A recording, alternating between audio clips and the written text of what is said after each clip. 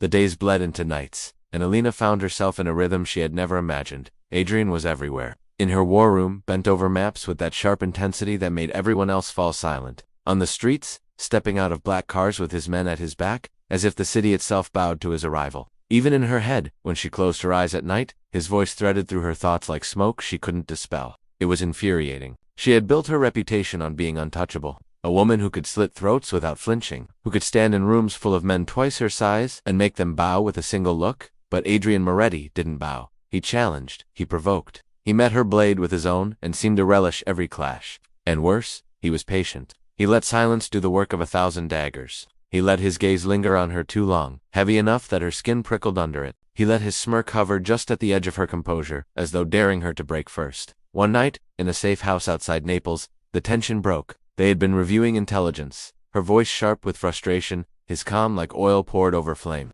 She accused him of arrogance, of withholding information. He accused her of recklessness, of letting pride cloud her judgment. The words cut, sharper than the knives strapped to her thigh.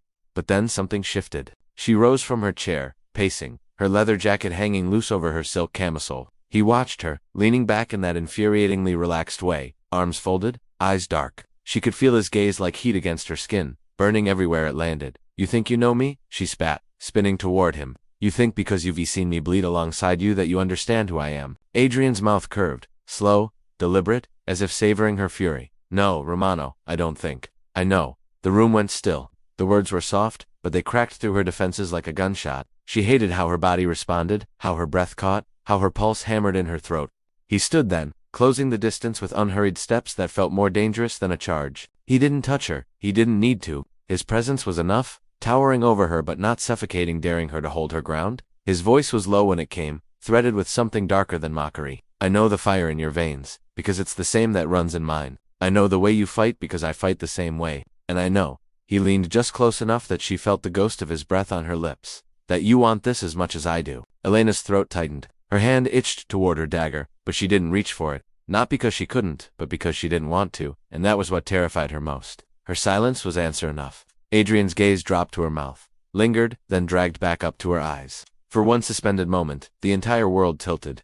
She could almost taste what it would be like to give in, to surrender to the heat that had been building between them for weeks. And then, she stepped back. Not far, just enough to break the spell. Her voice was sharp, though it wavered more than she liked. "Careful. Moretti, wanting something doesn't mean you'll survive having it." His smirk returned, though it didn't reach his eyes this time. Those gray depths were darker now, heavier, like storm clouds threatening to break. "Maybe," he murmured. "But some things are worth dying for." She should have laughed, should have dismissed it, turned her back, reminded him and herself that this was war, not romance. But she couldn't. His words settled in her bones, burning there long after the room went quiet again. That night, she lay awake on the narrow bed in her safe house quarters, listening to the silence press in around her. Every creak of the old wood, every breath of wind outside, seemed to carry his presence. She imagined him in the next room, imagined the way his shoulders would look without the suit jacket, the way his jaw would tighten if she dared press her lips there. It was madness.